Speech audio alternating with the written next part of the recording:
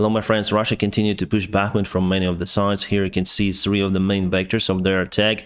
Before they pushed from Opetne, but they decided to cancel this attack vector, and now they move from the north part. The fighting isn't going for the Krasna Gora, which is I think up to 5 kilometers away from the city border, and they took Sil recently. I don't know why they didn't show it on the map. So Soledar they took like 5 days ago, and Sil they took recently 2 days ago. Also the starter attack in Klishivka, it's over here, and later on probably they're gonna use this road to go to the Bakhmut city. So it's complicated situation for Bakhmut, but we continue to hold and we evaluate the risks. I think Ukrainian command did the proper job on the mistakes that were done in Soledar, and I'm sure that further there will be no such a dramatic consequences for Bakhmut. The city itself is quite big. Wagner Group claims that they fight well in a city environment rather than in the fields, and I may agree with that because they got the experience fighting in Syrian cities. So compared to the regular Russian army, obviously Wagner Group is much better. They're better equipped, as I continue to say to you. You see, Ukrainian forces have lots of the new reinforcements on the north part near to Krasna Hora, and as for Bakhmut, I would say it's well secured. Also have our forces on the south, so for now I don't really see the big threat for the Bakhmut city, maybe just for this side where Russia attacking it. Also, Russia cannot move their forces from the north because the only road is cut by Ukrainian forces. The bridge is destroyed, as well as the bridge is destroyed over here in the city center, so they cannot easily move from this part of the city if they would dare to capture it in the future to take the main part of the city. Before we zoom in for more details, let me introduce you the sponsor of today's video. The sponsor of today's video is Atlas VPN. Why do I think it's the best VPN on the market? First of all, it has the best price and product quality ratio. I signed up for the 3 years offer and I paid just $1.99 per month, and for that I got the best military encryption standard protocol available for VPNs. And because of the multiple devices support from a single account, I'm sure that my laptop, my iPad and my smartphone are well protected. And just recently then I was sitting in a local cafe using the public Wi-Fi. I got the warning from Atlas VPN that someone tries to reach my YouTube channel and Google account. That is why I changed the password and immediately disconnected from that network. That security monitoring is not available for many VPNs, and luckily Atlas VPN got it. You may hear that English is not my native language, so I constantly studied. How I study, I just basically watch the Netflix series, and some of them are not available in my country. That is why I switch on the Atlas VPN to watch my favorite series. With Atlas VPN, you simply don't have any limits or any kind of restrictions. Atlas VPN may help you to avoid the price discrimination, so by changing your virtual location, you may purchase, for example, airline tickets with a great discount. Atlas VPN is blocking unknown ads, it restricts the government access to your accounts, and also you are unreachable for hackers. Awesome. Right now Atlas VPN is running a huge discount. It means that you can get a 3 years offer for just $1.99 per month with a 30-day money-back guarantee. This offer is time limited, so get your deal by clicking the link in the video description just below and join the club. Alright, the Bakhmut city, and here you can see the new strategy of the Russian attack. They narrow their vectors, mainly it's one big direction, and finally after 1 month they were able to take this park under their control. And also I think they penetrated the defense lines of Ukrainian forces over here, so the fighting isn't going very close to the residential small area over here. And we have our 52nd Brigade that is fighting in this perimeter, and still they try to reach this area, and this is the most constant Russian attack vector but the least successful. Before they've took a couple of the quarrels here in the residential area but were driven away by Ukrainian forces, and this is quite a new vector for their attack on the south, and they were successfully maybe over there because it shows on the map that they penetrated the defense perimeter of Ukrainian army, and we have 71st Brigade in charge for defending this territory. As you can see, we concentrate less forces in this area because it could be under constant Russian attacks by mortars and many more. Yes, they may use their artillery systems to shell all of the city, but some of the Russian weaponry can reach just this area. I'm speaking about the tanks and some of their mortars, so we concentrate our forces mostly here, and artillery systems behind the city, so we shell Russians' positions as well. Obviously, Russians fight back and Ukrainian side has the casualties. Couple of words about Donetsk.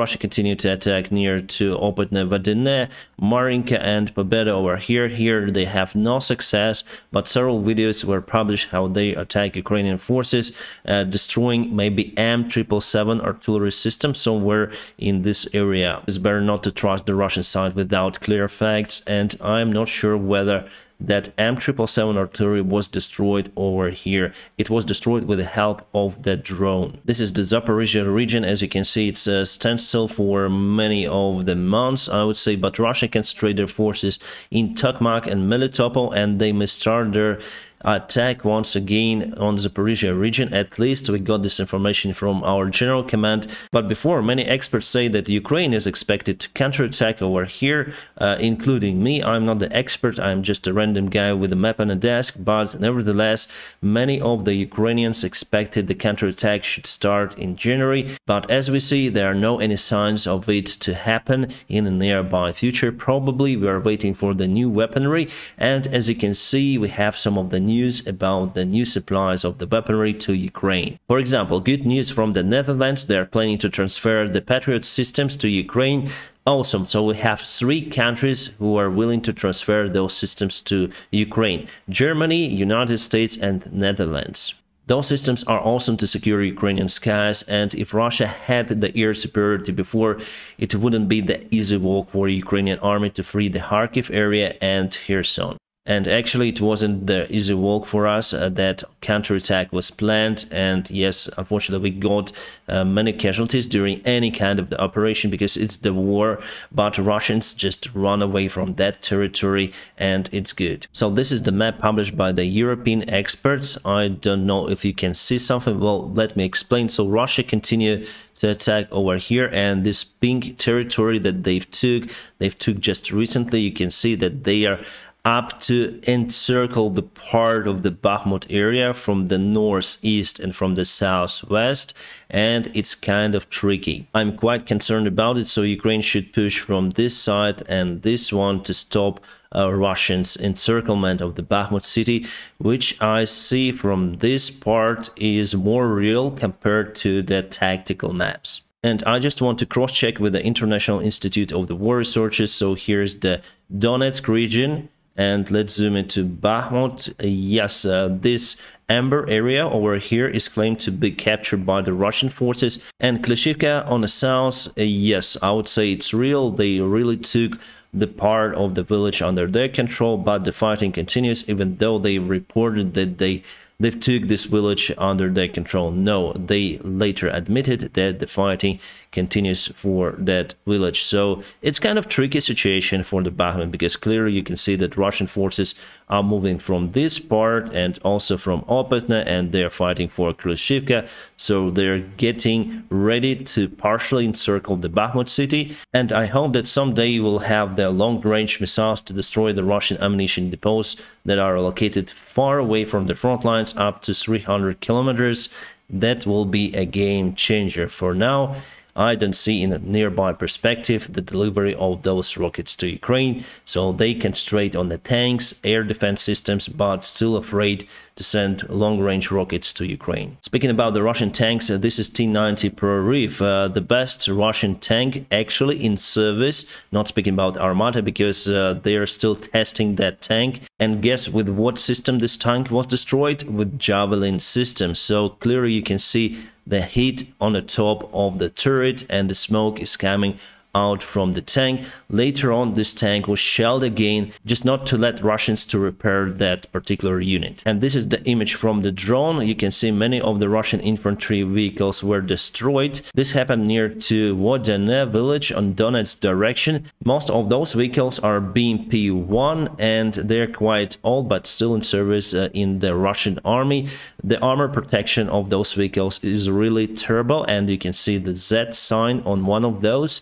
and clearly those are the Russian vehicles, and I think we used the artillery systems because those are the shells that missed the target. Good job from our artillery. I hope we'll see some sort of the video from the place. Russia sent more military planes to Belarus, or I call the country Belorussia. You can see the Su-34 in the back, and they conduct the joint military drills with Belarusian forces that will go for, I think, 2 more weeks. Before I was like neutral to the Russian military pilots, but now I see just killers there. So I hate them. Maybe from all of the Russian forces, I hate them most of all. Why? Well, basically because they did the most harm to Mariupol and other Ukrainian cities and continue to fire their rockets on civilians. The UK Minister of Defense, Ben Wallace, said that they are getting ready to train 20,000 Ukrainian soldiers this year, and also he admitted that 40 Challenger tanks are not enough to change the situation on the front lines, but he said it's just the beginning, and many of the other countries will provide new tanks for Ukrainian army, and the new battle group will be created from those tanks in Ukraine, and that will present the threat for the Russian army. Also, the battle vehicles like Marders and Bradleys will play a great role in this conflict, and I would say that during the Iraq war more enemy tanks were destroyed with the help of the Bradleys rather than Abrams tanks. Bradleys are awesome with their anti-tank TOW missiles. So guys, no worries, the support of Ukraine continues and will never stop until we win this war. There is the information from the Russian media resources that Putin is going to announce something important about the Ukrainian war tomorrow, but his press secretary Peskov says that it's not about the new mobilization in the Russian army. Look at this self-proclaimed Chechen leader Kadyrov. He's sitting in the armchair like a tsar, like under drugs or something. Very relaxed manner of the speech, and he says that Russia cannot lose this war because Russia has nuclear warheads and they need just to press the button and finish this world. Well, interesting outcome, and as you can see, they continue to frighten the world with their nukes, but it's not coming from the Putin because Putin got the warning from the United States not to continue with his rhetorics about the nukes, and Putin is calm about it for many months. According to the Spiegel resource, the new defense minister of Germany will be this guy. His name is Boris Pistorius, and he used to be the chief of the police in South Saxony. And he already said that they work on providing the Leopard 2 tanks to Ukraine, so it's just a matter of time that we'll have the clearance from Germany to Poland and other countries that are willing to provide those tanks to Ukraine, and also Germany itself will send those tanks to Ukraine. Don't look at the media saying that they will send those tanks next year. No, it will happen very fast. This is Moscow, Russia, and some of the Russians start to bring flowers to the monument of Lesya Ukrainka, who used to be the famous Ukrainian writer. They brought flowers because Russia attacked the residential building in Dnipro city, and for now it's been confirmed that 45 people lost their lives, including many kids. That's why you can see some of the toys out there. So there are some normal Russians in the Russian Federation, but what Russia did, they sent police for that stuff, not to let Russians bring the flowers to the monument. It's total madness and dictatorship in Russian Federation. My friends, now please press the like to this video and don't forget to check the link for the Atlas VPN, the best VPN out there, where you can grab the awesome deal just for $1.99 per month. My friends, I wish you all a peaceful sky wherever you are, and have a great time.